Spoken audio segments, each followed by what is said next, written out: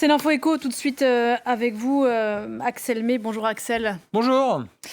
Un taux d'imposition mondial, c'est ce que demande l'administration Biden. Oui, depuis que le Trésor américain a fixé le chiffre à 15%, c'était jeudi dernier, les réactions se multiplient. C'est la première fois, il faut dire que les États-Unis proposent formellement un taux.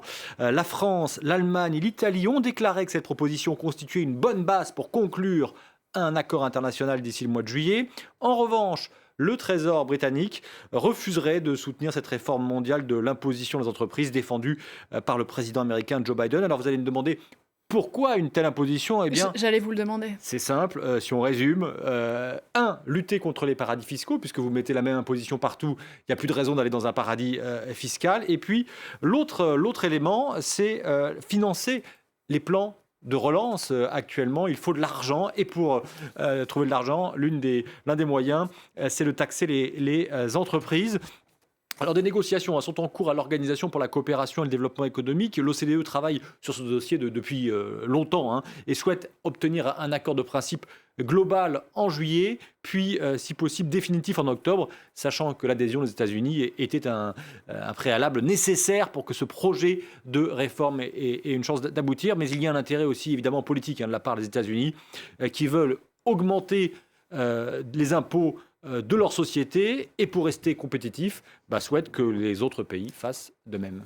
On reste sur le continent, Axel, direction l'Équateur, où le premier président de droite depuis 14 ans vient de prêter serment. Guillermo Lasso, 65 ans, ancien banquier de son État, a prêté serment hier en présence notamment des présidents du Brésil, Jair Bolsonaro, et d'Haïti, Jovenel Moïse, ainsi que du roi d'Espagne. Et puis, il en a profité pour dire que son pays, frappé, faut-il le rappeler, de plein fouet par la double crise économique et sanitaire, allait s'ouvrir au libre-échange. Hanan Saïdani.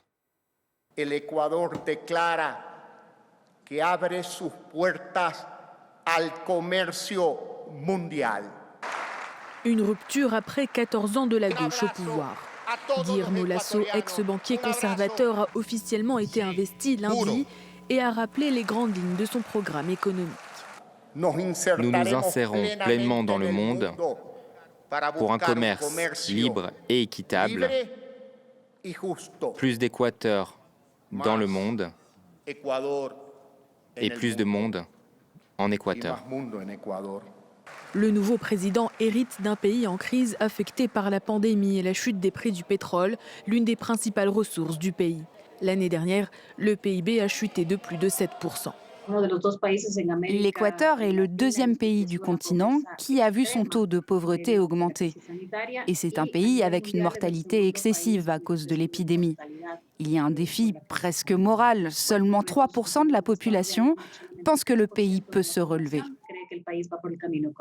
Un pays avec une dette qui représente 63% du PIB national. Guillermo Lasso souhaite négocier avec le FMI pour l'alléger.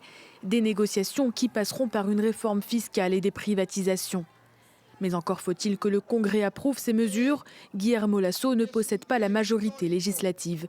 Pour obtenir le soutien d'une partie de la gauche, il promet d'éradiquer la malnutrition infantile, d'œuvrer pour l'égalité des sexes et de lutter contre le chômage. Un mot des marchés rapide, Axel? Rapidement, ça devait être dans le vert en Europe, et vous allez le voir, c'est en train de se concrétiser sur votre petit écran. La bourse de Paris notamment qui prend 0,09%. Et puis du côté des bourses asiatiques, là on approche de la clôture, c'est même fermé par endroits. Et vous voyez, c'était aussi une journée positive. Et puis l'Espagne annonce un plan massif de soutien à l'hydrogène vert. Oui, l'hydrogène dit vert parce que produit à partir d'un processus d'électrolyse de l'eau, alors que l'hydrogène actuel est principalement obtenu à partir d'énergie fossile. Il fait partie des secteurs ciblés par le plan de relance espagnol. Le gouvernement de Pedro Sánchez veut faire de son pays un pôle industriel européen de cet hydrogène vert qui sert notamment de combustible pour les voitures. Et ça va notamment se baser sur un partenariat entre l'électricien Iberdrola, que vous voyez ici à l'image, et le fabricant américain de moteurs Cummins. La France et l'Allemagne ont déjà lancé un plan de soutien à cet hydrogène dit vert. Merci beaucoup Axel, pile dans les temps, à très bientôt. C'est la